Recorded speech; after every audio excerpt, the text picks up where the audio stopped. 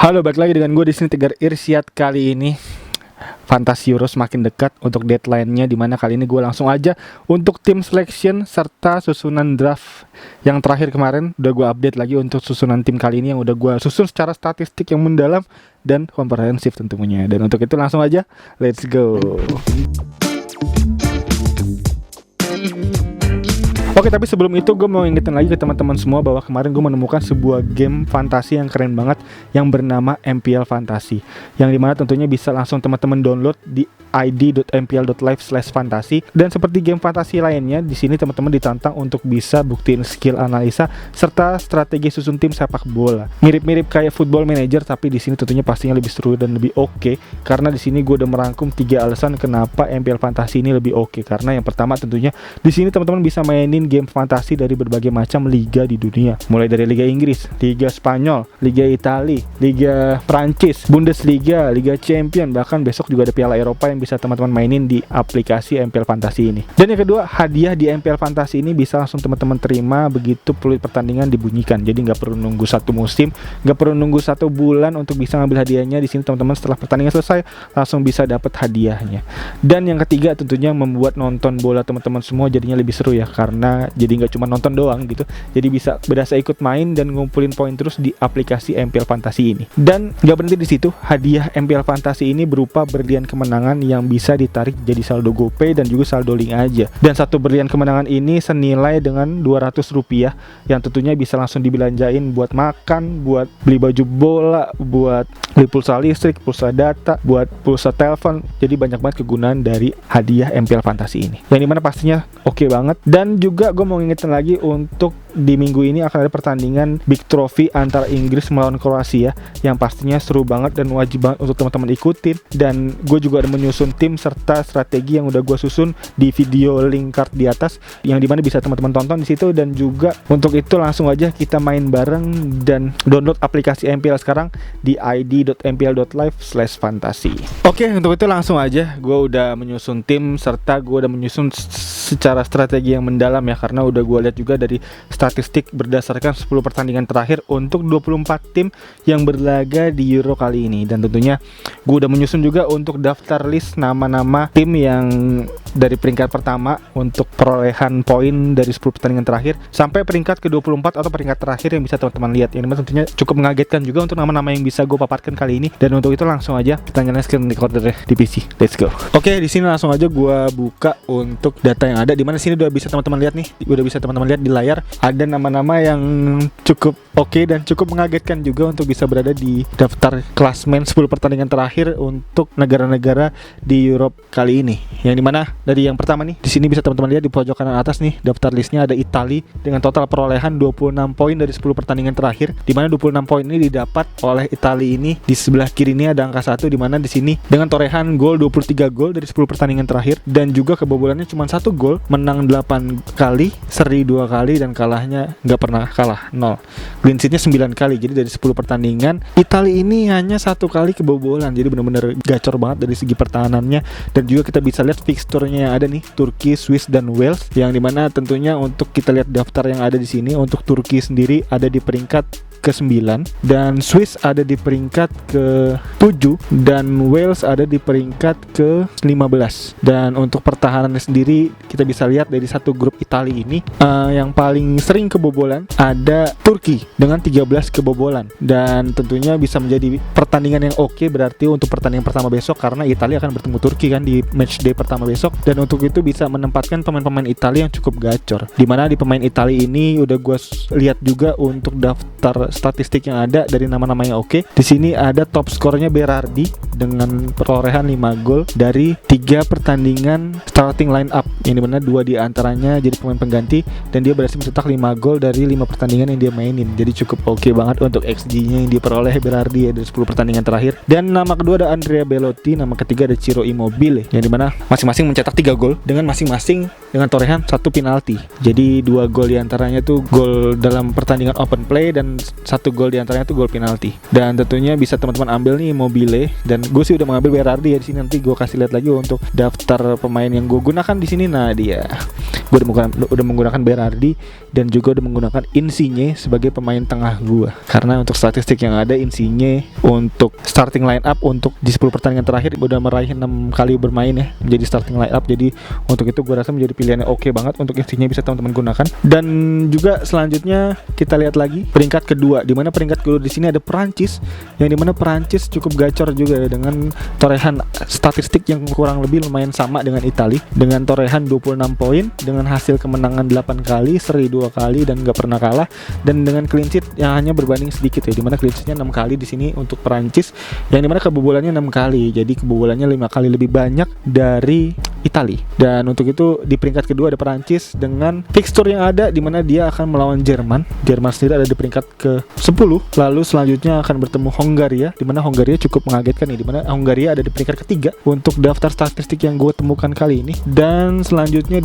Perancis ini akan melawan Portugal, dimana Portugal ini berada di tempat ke-8 dengan 21 poin ya. Bisa teman-teman lihat di sini Portugal dengan ngegolin 18 kali, kebobolan 7 kali. Jadi Portugal nih ada di peringkat ke-8, dan yang paling bawah untuk di grup yang ada kali ini ada Jerman, dimana artinya untuk dari statistik yang ada ini untuk tim yang cukup oke bisa lolos untuk statistik ini bisa jadi Perancis dan Hongaria ya, yang dimana Portugal dan Jerman ada di bawah untuk statistiknya dibanding dua nama ini.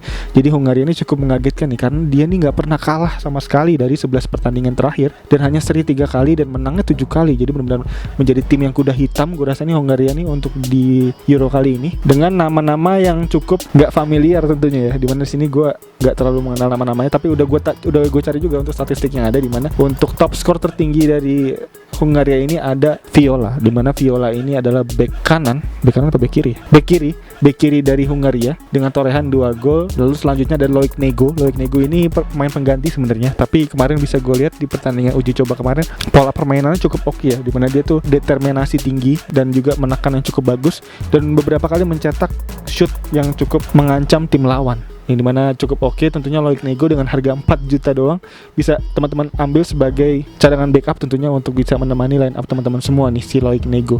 Dan gue juga udah membeli Viola, dimana Viola udah gue masukin ke squad gue kali ini, yang dimana harganya juga cukup murah dan juga untuk returnnya juga cukup bagus dari segi statistik clean sheet yang bisa diraih tentunya, dimana potensi clean sheetnya cukup oke dengan 5 clean sheet dari 10 pertandingan terakhir, artinya 50% perolehan clean sheetnya. Dan selanjutnya untuk nama ketiga ada Belgia, di mana Belgia ini di peringkat ketiga dengan 23 poin, dengan hasil raihan kemenangan 7 kali menang, serinya 2 kali dan kalahnya sekali, dan juga raihan clean sheet 3 kali. Dan di mana dia ini telah mencetak gol yang paling banyak ya dari seluruh tim di Euro kali ini ya. Untuk di 10 pertandingan terakhir dia telah mencetak 28 gol, dengan top skornya ada di nama Lukaku, dimana Lukaku ini telah mencetak 8 gol, yang dimana 3 diantaranya ada di kotak penalti, dan artinya cukup gacor nih untuk Lukaku bisa bermain tentunya, dimana Lukaku ini dari bomber Inter ini kemarin berhasil membawa Inter juara, juga menjadi poin lebih untuk Lukaku bisa mengisi mental teman-temannya tentunya ya, untuk bisa meraih juara ya untuk Belgia kali ini ya. Dan untuk itu berikut Belgia ini akan melawan Rusia, dan Belgia ini juga akan melawan Denmark dan Finlandia, dimana Rusia, Denmark dan Finlandia bisa kita lihat untuk statistiknya ada di peringkat 18, di si Rusia ada 18, Denmark ada di 5, cukup berat Denmark, dan ada Finlandia, dimana Finlandia ada di peringkat ke-20, jadi cukup jauh untuk statistiknya. Dan juga Finlandia ini bisa gue bilang cukup sedang turun ya dari statistiknya ya, karena bisa gue lihat di sini untuk statistik dari Finlandia sendiri, dia mencetak gol hanya 12 dan kebobolannya 12, menangnya cuma 4 kali, serinya 2 kali dan kalahnya 4 kali, dan clean sheet cuma 2 kali. Tapi yang perlu dicatat di sini bahwa dia ini dari 3 match terakhir telah mengumpulkan 3 kali kekalahan secara beruntun dari tim-tim yang bisa gue bilang sebenarnya harusnya bisa menang, kayak Estonia gitu, harusnya bisa menang ya, cuman Finlandia kalah kemarin. Dan untuk itu bisa menjadi tanda tanya besar untuk Finlandia, apakah mampu untuk bisa berbuat banyak di Euro kali ini. Dan untuk itu bisa menjadi pilihan yang oke untuk bisa teman-teman gunakan lawan-lawan Finlandia, dimana Finlandia nanti besok akan melawan Swiss kalau nggak salah ya. Finlandia akan melawan Denmark ya, dimana Denmark cukup oke untuk peringkat kelima dari daftar statistik yang ada, jadinya kayaknya cukup berat untuk Finlandia bisa oke. Tapi untuk Denmark cukup oke nih untuk bisa teman-teman gunakan nih. Di situ ada nama Eriksen, ada Poulsen juga, jadi cukup oke bisa teman-teman gunakan. Dan selanjutnya kita lihat lagi dari daftar statistik tadi, di mana selanjutnya ada Denmark, di mana Denmark ada di peringkat kelima tadi seperti gue bilang dengan torehan hingga 23 poin ya. Dari mencetak gol 25, kebobolannya 8, menangnya 7 kali, serinya 2 kali dan kalahnya cuma sekali.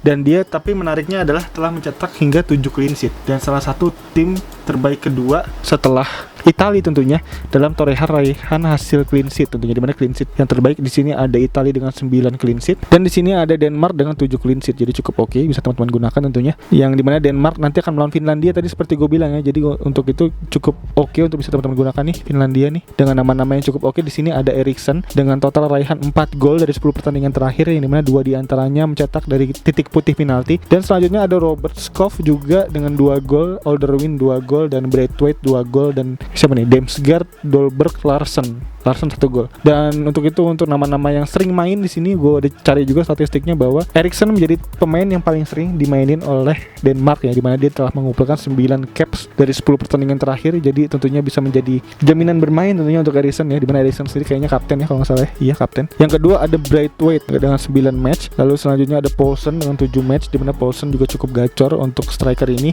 Kemarin di uji coba kemarin mencetak 1 gol juga. Dan juga ada Højbjerg dengan 6 pertandingan, dan selanjutnya ada Jewin dengan 3 pertandingan. Jadi 5 nama ini 5 nama yang cukup oke, cukup sering bisa dimainin untuk dari skuad Denmark, dan tentunya cukup bisa menjadi rekomendasi yang baik Denmark kuda hitam. Dan selanjutnya di nama ke-6, di mana 6 di sini ada Inggris dengan 22 poin. Dan untuk bisa kita lihat statistiknya bahwa Inggris ini dari 10 match terakhir telah mencetak gol hingga 17 gol, dan juga kebobolannya 5, menangnya 7 kali, serinya sekali, dan kalahnya 2 kali. Dan menariknya Inggris sama dengan Italia telah mencetak 9 clean sheet dari 10 pertandingan terakhir. Gile. Jadi untuk back Inggris cukup oke untuk bisa digunakan. Di situ ada Kyle Walker back kanan, dan back tengah ada John Stone juga bisa digunakan. Dan di sini gue juga ada menyusun nama-nama yang sudah cukup oke tentunya bisa digunakan. Dimana di sini dari top skor sendiri ada Mason Mount dengan 3 gol, lalu ada Harry Kane dengan 2 gol dan 1 diantaranya dari titik putih penalti, lalu ada Rashford juga dengan 2 gol, 1 diantaranya dari titik penalti, dan Phil Foden 2 gol. Dan berikut nama yang cukup oke tentunya: Phil Foden, Mason Mount, Harry Kane yang bisa digunakan di line up kali ini. Yang dimana untuk dari segi starting line up-nya di sini Harry Kane memuncaki daftar ya dengan torehan 7 kali bermain dan menjadi starting line up untuk 10 caps pertandingan Inggris terakhir.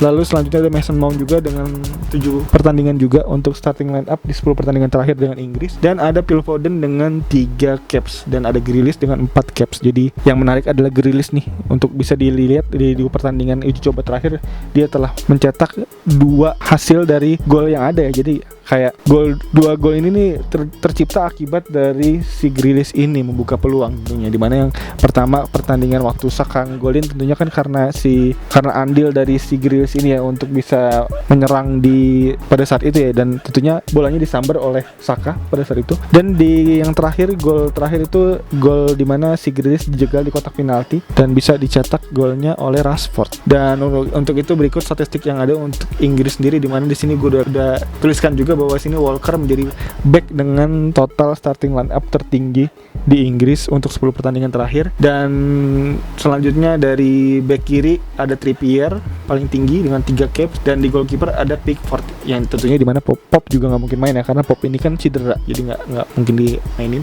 Dan di sini ada Trippier di back kiri, dan back kanan ada Walker, dimana back kiri ini sebenarnya cukup bersaing ya, sama-sama 3 dengan Chilwell. Jadi pilihan yang cukup oke bisa dipilih antara 2 itu, Chilwell atau Trippier tentunya ya. Cukup sulit untuk memilih back kiri kayaknya di sini, tapi untuk back kanannya cukup oke di mana ada Walker. Dan di peringkat selanjutnya ada Swiss dengan 21 pertandingan di peringkat ke-7, di mana Swiss nanti akan melawan Wales, di mana Wales sendiri nanti ada di peringkat ke-15, yang dimana dengan total kebobolan 7 gol juga gue bilang sebenarnya cukup dikit untuk kebobolan ya. Tapi sayangnya Wales ini menjadi tim dengan perolehan gol paling sedikit di Euro kali ini, dimana di 10 pertandingan terakhir hanya mencetak 9 gol.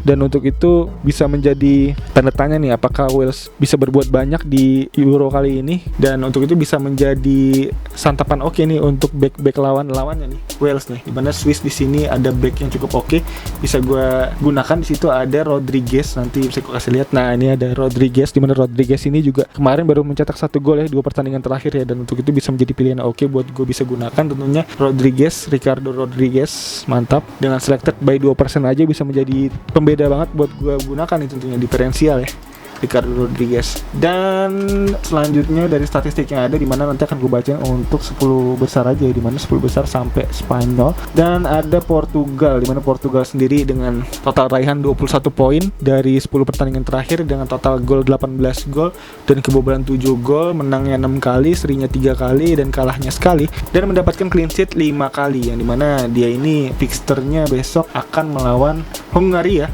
yang dimana Hungaria cukup oke ya. Jadi untuk itu kayaknya Portugal agak berat untuk bisa digunakan, karena si Hungaria sendiri dari 10 pertandingan terakhir hanya kebobolan 7 gol aja, dan bahkan belum pernah kalah Hungaria dari 10 pertandingan terakhir. Dan untuk itu menjadi PR yang gede nih buat Cristiano Ronaldo dan kawan-kawan tentunya untuk membongkar pertahanan Hungaria besok. Karena untuk pertandingan yang bisa gue lihat di uji coba kemarin, Hungaria sendiri untuk gaya mainnya gue bisa bilang mirip-mirip banget sama Manchester City ya, untuk penguasaan bola serta ketenangan dalam memegang bola di lini belakang. Jadi untuk itu kayaknya agak berat untuk Portugal bisa mencetak gol. Dan selanjutnya ada nama Turki, dimana Turki ini ada di peringkat ke-9 dengan total raihan 19 poin dari 10 pertandingan terakhir, dengan total golnya di 10 pertandingan terakhir mencetak 20 gol dan kebobolannya 13 gol, dan menang 5 kali, serinya 4 kali, kalahnya sekali, dan clean sheet-nya 3 kali. Dan untuk itu juga cukup oke untuk raihan hasil dari ini, dimana kalahnya cuma sekali doang ya. Dan untuk fixturnya sendiri, si Turki ini nanti akan melawan Italia, Swiss, dan Wales, dimana di 3 nama ini untuk yang berat ada di Italia, dan Swiss juga lumayan berat karena cukup oke untuk statistiknya aja. Dan ada Wales yang gue bisa bilang sebenarnya untuk kebobolannya juga sedikit sih ya, dimana cuma 7 gol juga, tapi untuk ngecetak golnya juga cuma 9. Jadi untuk raihan hasil imbang mungkin menjadi hasil yang cukup reasonable ya, untuk hasil imbang untuk 2 nama ini, Turki dan Wales ya. Dan selanjutnya ada di nama terakhir, di nama ke-10 yang akan gue bahas di sini, ada Spanyol, dimana Spanyol sendiri dia telah mencetak 19 poin dari 10 pertandingan terakhir, dengan golnya 19 gol, kebobolannya 6 kali, 6 gol, menangnya 5 kali, serinya 4 kali, kalahnya cuma sekali juga, dan clean sheet-nya 4 kali. Yang dimana masih lebih baik Turki, Portugal, dan Swiss tentunya, dimana Spanyol ini untuk fixturnya sendiri dia akan melawan Swedia, Polandia, dan Slovakia, dimana Swedia ini bisa kita lihat Swedia ada di peringkat ke-14, dan selanjutnya Polandia ada di peringkat ke-21, dan Slovakia ada di peringkat 23. Artinya peringkat 2 terakhir ya. Dan untuk itu bisa menjadi pilihan yang oke banget nih untuk Spanyol, bisa diambil nama-namanya. Di sini gue udah memiliki nama Spanyol, di situ diantaranya ada Ferran Torres. Dimana karena Ferran Torres ini, untuk bisa statistik yang kita lihat ini, dia telah mencetak 6 gol dari 10 pertandingan terakhir, dan untuk mainnya dia juga cukup banyak dengan 8 starting line up dari 10 pertandingan terakhir. Jadi bisa menjadi jaminan untuk bermain tentunya ya si Ferran Torres ini ya, dan itu bisa menjadi pilihan oke banget untuk bisa teman-teman gunakan di line up teman-teman semua. Dan tadi gue juga kelewat dimana Inggris tadi ya. Inggris itu kan ada di peringkat ke-6, dimana Inggris ini akan melawan Kroasia. Yang dimana menariknya di sini Kroasia ada di peringkat terakhir dengan 24 dengan 10 poin di peringkat ke-24. Mengagetkan untuk bisa gue lihat statistik yang ada di sini. Di sini gue bisa klik lagi untuk statistik yang ada untuk dari nama Kroasia ini, yang dimana Kroasia ini mencetak gol 14 gol aja, dan kebobolannya 16 gol. Salah satu tim dengan kebobolan terbanyak juga, nomor 2 terbanyak setelah Ukraina ya, dimana Ukraina dengan 17 gol, ini kebobolan 16 gol. Dan selanjutnya juga dia hanya menang 3 kali dari 10 pertandingan terakhir, dan serinya sekali, dan kalahnya 6 kali, dan clean sheet-nya 2 kali. Dan untuk itu bisa menjadi peluang bagus nih untuk Inggris bisa memborbardir gawang dari Kroasia ini. Jadi untuk itu gua menggunakan Mason Mount untuk bisa ada di lini tengah gua kali ini, yang sekaligus juga sebagai top scorer Inggris di 10 pertandingan terakhir dengan total raihan 3 gol. Dan untuk itu bisa menjadi pilihan oke nih untuk bisa gua gunakan tentunya Mount di line up gua kali ini. Dan untuk Denmark tadi seperti gua bilang di peringkat ke-5 di 10 pertandingan terakhir ada Kjaer gua gunakan di sini, yang dimana Finlandia sendiri dari 3 pertandingan terakhir juga cukup buruk ya, dimana 3 pertandingan terakhir Finlandia itu mencatatkan 3 kekalahan beruntun dengan dengan total raihan gol hanya 2 gol dari 3 pertandingan terakhir, bisa menjadi indikasi yang bagus untuk Denmark tentunya untuk bisa clean sheet di pertandingan matchday pertama besok. Dan selanjutnya ada Denayer juga akan melawan Rusia, di mana Rusia sendiri bisa kita lihat dari segi statistik yang ada, di mana Rusia ini sendiri telah kebobolan 12 gol dan mencetak golnya 14 dengan total kemenangan hanya 4 kemenangan, serinya 3 kali, kalahnya 3 kali dan clean sheet-nya 3 kali. Di mana Rusia ini menempati urutan ke-18 untuk daftar klasmen dari 10 pertandingan terakhir dengan total raihan 15 poin. Jadi menurutku bisa cukup oke juga nih untuk Denayer bisa clean sheet di pertandingan besok. Ditambah lagi Belgia kan cukup oke juga ya statistik yang ada ya, di mana Belgia sendiri telah mencetak raihan hasil 3 kali clean sheet dari 10 pertandingan terakhir. Untuk itu bisa menjadi potensi bagus untuk clean sheet di pertandingan ini tentunya. Dan selanjutnya di lini tengah gue di sini ada Ferran Torres, tadi seperti gue bilang akan melawan Swedia, dan di 3 pertandingan depan juga akan melawan tim-tim yang cukup bisa menjadi bulan-bulanan ya. Di situ ada Polandia dan ada Slovakia yang menurut statistik yang ada di sini berada di bawah untuk peringkatnya. Dan selanjutnya ada Mount juga. Jadi untuk itu Ferran Torres bisa menjadi peluang yang bagus untuk bisa mencetak gol tentunya di pertandingan ini. Ditambah lagi dia udah mencetak 6 gol dari 10 pertandingan terakhir. Untuk itu cukup banget buat gue bisa memasukkan Torres di line up gue kali ini. Dan di mana selanjutnya ada Mason Mount, seperti tadi gue bilang akan melawan Kroasia, dengan posisi Kroasia ada di paling buncit untuk daftar statistik di 10 pertandingan yang terakhir. Dan untuk itu juga Mount berada di peringkat pertama untuk total raihan golnya di 3 gol di 10 pertandingan terakhir.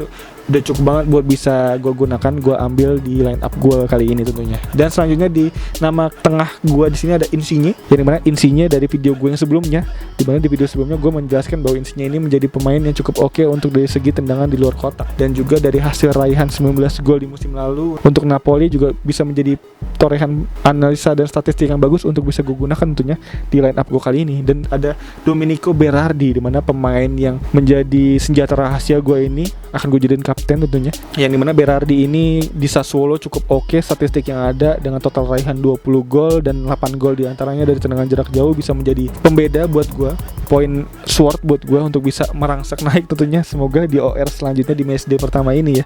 Dan selanjutnya di lini depan ada 3 trio yang cukup bomber ganas nih untuk bisa gue gunakan. Di sini ada Lewandowski, ada Lukaku dan juga ada Memphis Depay, di mana 3 di antara ini akan melawan Slovakia. Lewandowski peringkat kedua terbawah tentunya setelah Kroasia, jadi cukup oke. Dan juga si Lewandowski ini menjadi daftar top scorer terbaik Eropa ya untuk di musim ini dengan total raihan 41 gol di semua ajang. Itu menjadi data statistik yang tentunya nggak perlu lagi gue pertanyakan ya untuk kenapa bisa gue gunakan Lewandowski kali ini ya.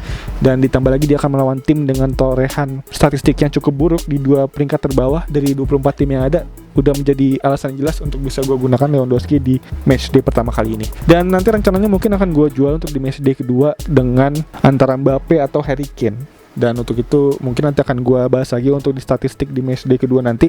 Dan selanjutnya di lini depan kali ini gue ada Lukaku, dimana Lukaku ini menjadi pemain yang cukup bisa gue bilang cukup gacor ya, dengan torehan 7 gol dari 9 pertandingan terakhir, bisa menjadi pemain yang cukup oke juga. Ditambah dia akan melawan Rusia juga, dimana Rusia sendiri untuk statistik yang ada bisa dibilang nggak terlalu bagus ya, dengan torehan 1 kali menang, 1 kali seri, dan 1 kali kalah, yang dimana kalahnya juga kepada Slovakia ya, dimana Slovakia tadi kan bisa kita lihat statistik yang ada, dia ada di peringkat ke bawah. Dan ini kemarin di 31 Maret Rusia kalah dengan Slovakia, dan untuk itu bisa menjadi pertimbangan yang bagus untuk bisa teman-teman gunakan tentunya untuk tim-tim yang melawan Rusia ini. Dan selanjutnya ada Memphis Depay, di mana Memphis Depay ini akan melawan Ukraina, yang dimana bisa teman-teman lihat untuk statistik yang ada dari Ukraina sendiri. Di sini dia berada di peringkat ke-22, 3 terburuk setelah Kroasia dan Slovakia. Di sini Ukraina dengan total raihan 13 poin. Dan juga bisa kita lihat dari statistik yang ada, si Ukraina ini bisa gue bilang menjadi tim dengan torehan kebobolan terbanyak di 10 pertandingan terakhir di Euro kali ini, dimana dia telah kebobolan 17 gol